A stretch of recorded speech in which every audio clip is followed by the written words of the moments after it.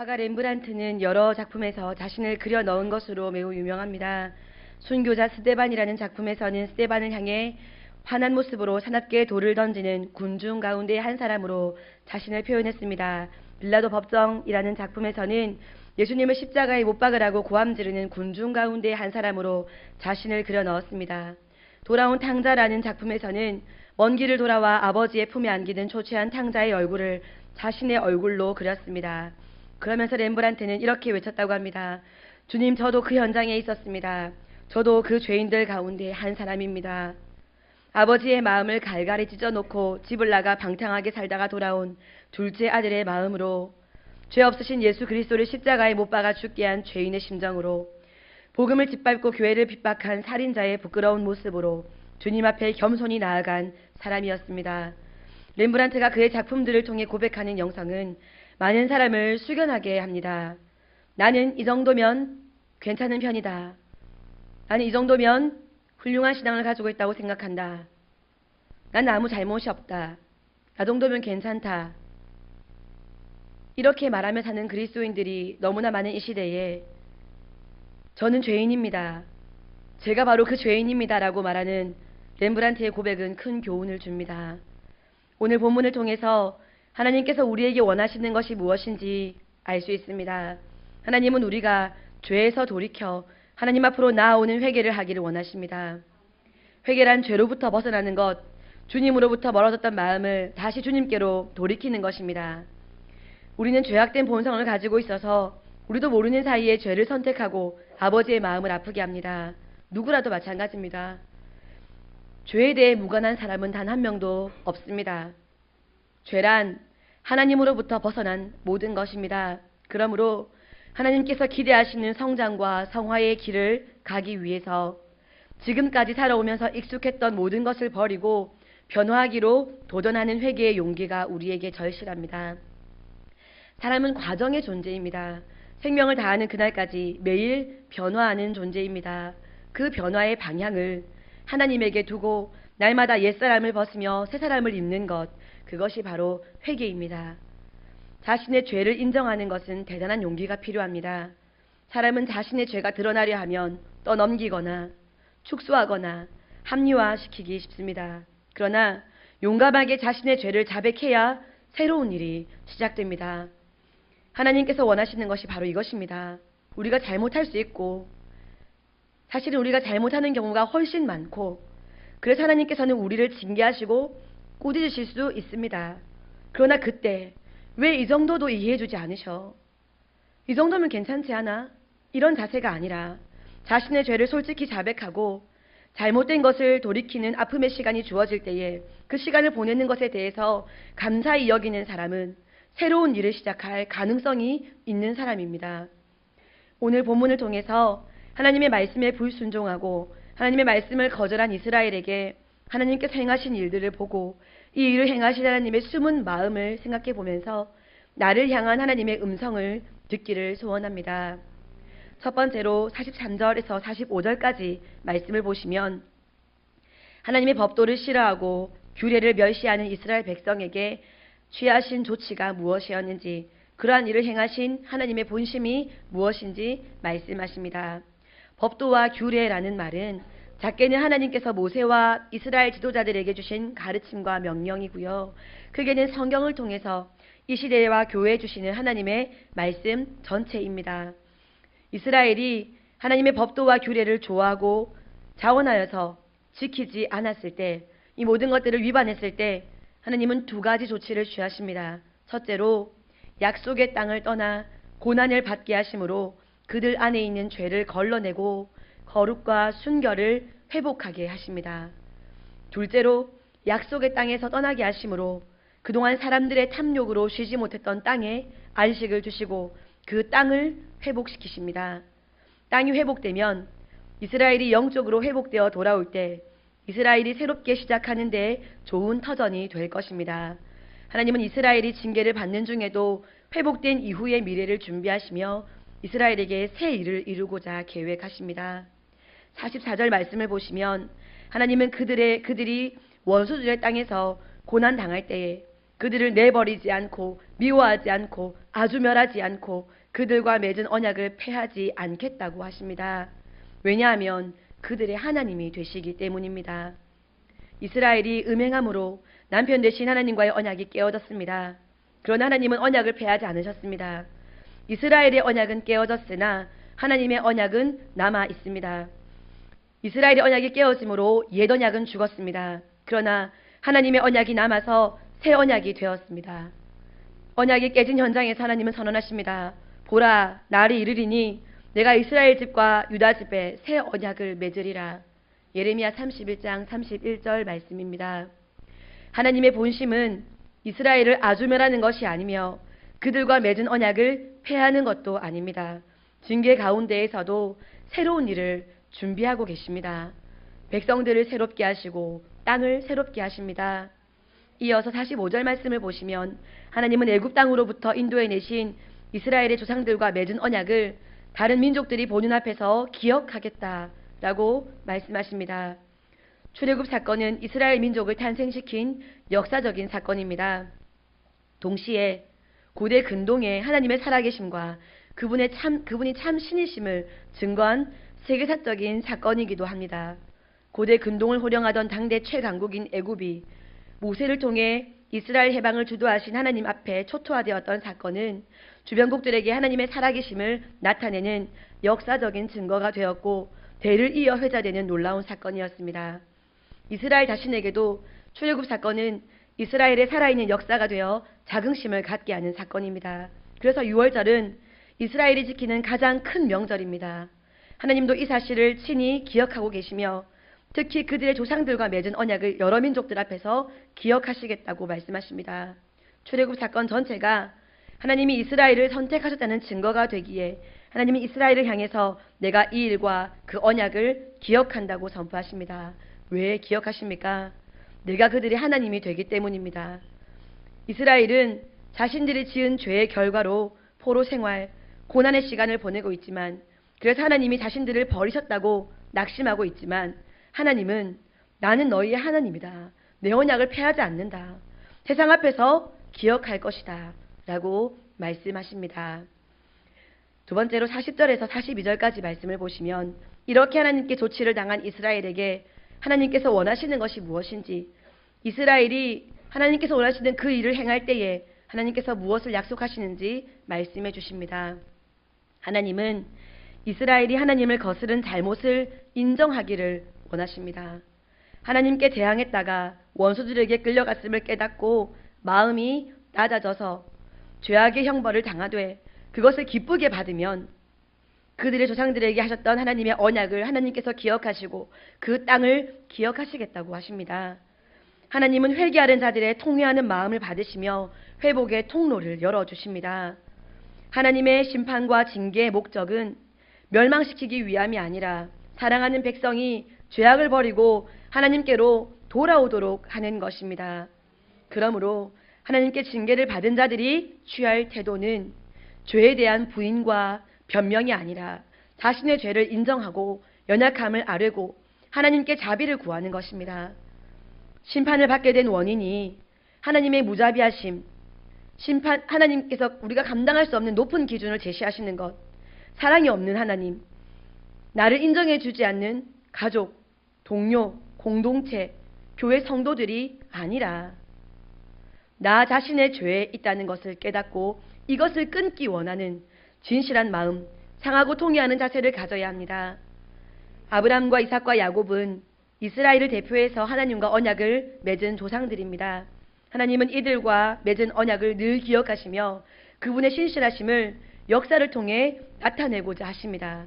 그러니 죄를 끊고 이 언약이 성취되는 현장에서 주인공이 되기를 하나님께서 원하시는 것입니다. 교부시대 때 이단자였던 마르시오는 하나님이 복수의 신이라고 주장했습니다. 하나님의 징계가 범죄한 성도에게 준엄하게 가해지는 것은 하나님이 단순히 복수의 신이시기 때문이라고 여기겠습니다. 네가 잘못했으니까 죄값 치러. 이런 복수하시는 신으로 만들었습니다. 많은 신자들이 자신의 죄를 솔직히 고백하기보다 은폐하려고 하고 축소하려고 하고 떠넘기려고 하는 이유는 하나님을 복수의 신 정도로만 보기 때문입니다. 그러나 본문은 이와 정반대의 하나님을 보여줍니다.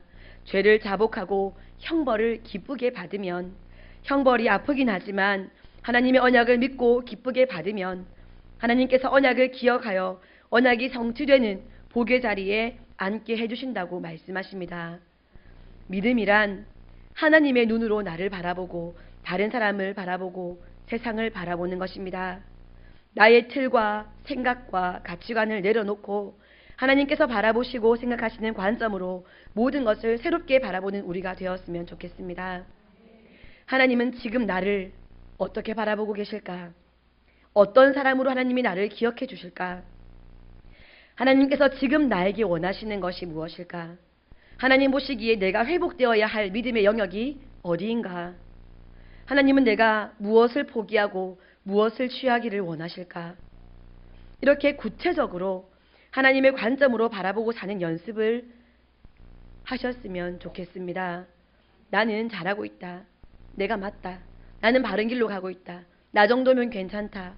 이렇게 나를 위로하고 나를 고집스럽게 하고 나의 성숙을 방해하는 목소리의 볼륨은 줄이시고 그런 소리에는 귀를 닫으시고 하나님이 나를 보고 뭐라고 하시는지 오늘 말씀을 비추어서 하나님께서 나에게 지금 너는 무엇을 멈추고 또 무엇을 고백하고 무엇을 회개하라고 하시는가, 하나님의 눈으로 나를 돌아보는 시간이 되었으면 좋겠습니다. 고난이라는 것은 아픔과 외로움과 막막한 것들과 가난한 것과 궁핍한 것과 광야 생활을 하는 것은 벌을 받는 것이다 라는 계산식을 내려놓고, 나를 아프게 하는 것은 나를 미워하는 것이다 라는 계산식을 내려놓고 하나님의 회복을 향한 요구구나 라는 생명이 있는 시선으로 바라볼 수 있는 성숙됨이 우리 안에 있었으면 좋겠습니다. 자신의 모습을, 다른 사람의 모습을, 교회를, 가정을, 자녀들을, 세상을 정직하게 바라볼 수 있는 눈을 달라고 기도하시기 바랍니다. 하나님을 통해 볼 때 그동안 내 생각이 얼마나 많은 것을 가리고 오해하게 하고 속였었는지 알게 될 것이며, 우리의 시선을 하나님의 시선으로 바꿀 때에 같은 사람도 같은 상황도 새롭게 보이는 은혜가 있을 것입니다. 죽이고 버리고 미워하는 것인 줄 알았는데 그것 안에 있는 생명을, 사랑을 보게 될 것입니다. 때로 나 자신이 나를 제대로 볼 수 없을 때에 가까이 있는 믿음의 지체들의 의견을 듣는 일이 하나님의 뜻을 알 수 있는 통로가 되기도 합니다. 영적으로 성숙한 지체들이 충직한 마음으로 해주는 책망은 우리의 마음을 아프게 하더라도 좋은 양약이 됩니다. 나를 기분 좋게 하는 말을 해주는 사람과만 관계를 이어갈 것이 아니라 사랑으로 나에게 해주는 아픈 말도 마음을 열고 들어서 내가 보지 못했던 나를 알게 해주시는 하나님의 음성을 들을 줄 아는 새로워지는 기회를 놓치지 않는 성숙된 우리 새빛교회 성도님들 되시기를 바랍니다. 때로 하나님은 안일한 신앙생활에 안주해 있는 사람들을 흔들어 깨우십니다. 특별한 큰 죄악을 범한 일이 없는데도 하나님은 안전지대에 숨어있는 백성을 뽑아내셔서 광야로 던지시고 불로 재련해 정금같이 만들기도 하십니다. 요셉은 아무런 잘못이 없었지만 광야의 미디안 상인에게 팔려 노예 생활을 하게 되었고 심지어 누명을 쓰고 감옥에까지 갇히게 되었습니다. 총명하고 지혜로운 다니엘은 포로로 잡혀가서 느부갓네살 왕과 이방 신상 앞에서 시험을 받습니다. 베드로와 요한 사도, 또 사도 바울, 순수하게 복음을 전하고 귀신 들린 사람들, 아픈 사람들을 도와주었을 뿐인데 오히려 핍박을 받고 매를 맞고 감옥에 갇히게 됩니다. 욥은 두말할 것도 없습니다. 하나님은 우리에 대한 욕심이 많으십니다. 우리가 더 성장하고 더 거룩해지기를 원하십니다. 우리가 정말로 아버지 하나님을 닮아서 아버지와 우리가 하나 되기를 원하십니다. 우리가 하나님 앞에서 전적으로 낮아지고 가난해져서 온전히 하나님만 갈망하고 하나님으로만 채워지기를 원하십니다. 내가 다른 사람이나 다른 무언가를 의지할수록 내 안에 하나님은 작아지기 마련입니다. 고난을 통해 마음이 가난해질 때 비로소 우리는 새롭게 하나님으로만 우리를 채우려는 다짐을 하게 됩니다. 그래서 하나님은 우리를 때로는 광야로 인도하십니다. 광야의 고통이 우리를 새롭게 할 수 있다는 것을 아시기 때문입니다. 광야의 외로움이 우리로 하여금 하나님께 더 가까이 나아가게 하기 때문입니다. 광야의 막막함이 오직 하나님 한 분만을 의지하게 만들어주기 때문입니다. 말씀을 마무리하겠습니다. 옛날 어른들은 아이가 태어날 때 울음소리가 우렁차야 큰 인물이 된다고 했습니다. 아이가 태어날 때 늘 모든 아이들은 울음을 터뜨립니다. 그런데 그 이유에 대해서 특별히 의문을 갖고 생각하는 사람이 거의 없습니다. 곰곰이 생각해 볼 때 이제 태어난 아이들이 100이면 100 모두가 다 배가 고파서 우는 것도 아닐 것이고 모두가 다 아파서 우는 것도 아닐 것입니다. 모든 아이들이 하나같이 우는 이유가 무엇일까요? 타임지는 그것을 어머니의 숨결 소리를 듣지 못하는 데서 오는 단절감 때문이라고 말했습니다. 이 말을 뒷받침하듯이 일본의 어느 박사는 임산부의 자궁에 마이크를 장치해서 고동소리를 녹음해 태어나는 아이에게 들려주었습니다. 놀랍게도 85%의 아이들이 울지 않거나 울음을 쉽게 그치고 고요해졌다고 합니다. 뱃속에 있는 아이는 어머니와 한 몸입니다. 어머니가 걸을 때 빠른 숨소리를 들으며 함께 걷고 어머니가 수면을 취할 때에 고요한 숨결을 느끼며 함께 평온함을 즐깁니다. 어머니가 기뻐하고 즐거워하면 자기가 신나서 움직이기도 하고 박수를 치기도 합니다. 이 아이의 세계 속에서는 모든 일이 어머니의 숨소리를 듣는 것에서 시작해서 그 소리로 끝을 맺습니다. 그러다가 어느 날 어머니의 뱃속을 박차고 나왔을 때 어머니의 숨소리를 듣지 못하는 고통은 이 아이가 지금껏 경험하지 못한 가장 슬프고 가장 큰 두려움일 것입니다. 우리는 종종 뱃속의 아이보다 못할 때가 있습니다. 아이는 행복을 누려야 할 때와 울음을 터뜨려야 할 때를 알려주지 않아도 피부로 느낄 만큼 잘 알고 있습니다. 그러나 우리 인간은 어리석게도 성경을 통해, 말씀을 통해, 설교를 통해, 목사님을 통해, 형제 자매들을 통해, 그리고 일어나는 역사들, 일들을 통해서 박동하는 하나님의 고동소리가 분명히 들림에도 불구하고 귀를 막습니다. 그리고는 하나님과 한 몸이기를 거부하고 하나님의 심장 고동소리보다 인간의 방법, 인간 중심적인 사고를 선택합니다. 하나님의 고동소리가 들릴까봐 더 크게 내 주장을 큰 목소리로 주장합니다. 그러면서도 하나님의 숨결을 느끼지 못하고 살면서도 울음을 터뜨리지 않습니다. 고통스러워하지 않습니다. 아버지를 찾지 않습니다. 우리는 하나님의 숨결을 들으며 사는 것을 가장 행복한 것으로 여기는 존재로 지음받았습니다. 뱃속에서 샬롬을 사는 태아처럼 아버지 안에서 살 때 가장 평안하고 행복한 것이 우리 피조물입니다. 내 기업이 번창하고 내 자아를 성취하고 인정을 받게 되고 내 자녀가 잘 되는 것에서 행복을 누리는 존재가 아닙니다. 그것도 물론 행복하겠지요.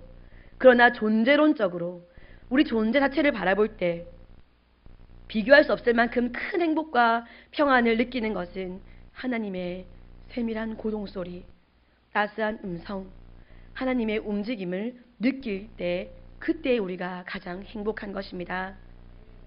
그렇지 못한 자신을 볼 때 우리는 가장 큰 목소리로 울음을 터뜨려야 합니다.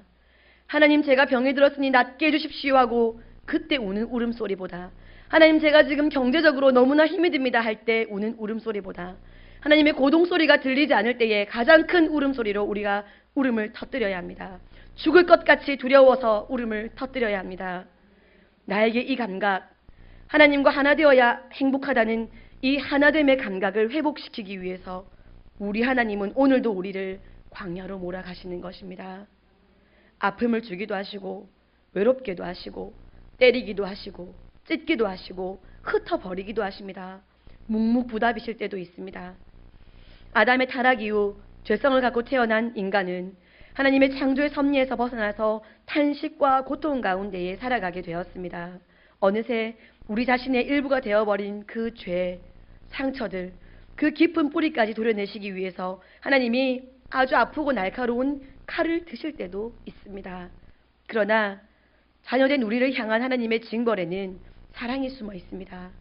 우리를 찢으시는 하나님의 손에는 치유와 회복의 약속이 숨어 있습니다. 우리는 알아야 됩니다. 아버지에게서 우리가 떨어져 있다는 것을 깨달아야 합니다. 그리고 울어야 합니다. 아이가 울어야 어머니께서 아이를 안아주십니다. 우리도 아버지에게서 분리되어 있다는 것을 깨닫고 울어야 합니다. 그래야 아버지께서 우리를 안아주시고 회복시키시고 싸매시고 닦으시고 함께 해주십니다. 그래야 우리가 아버지의 숨결을 느끼며 가장 큰 샬롬 가운데 살 수 있습니다. 우리와 온전히 화목하려는 하나님의 깊은 배려와 놀라운 복이 우리의 고난 속에 숨어 있음을 알 때 우리는 감사하며 고난을 통과할 수 있습니다. 기쁨으로 징계를 감당할 수 있습니다. 사랑으로 회복시키시고 약속하신 것을 반드시 이루실 하나님이 나의 하나님이시고 나의 아버지이시기 때문입니다. 이러한 고백으로 우리의 죄를 자복하고 회복의 은혜로 잘 성장해가는 우리 새빛교회 성도님들 되시기를 바랍니다. 기도하겠습니다.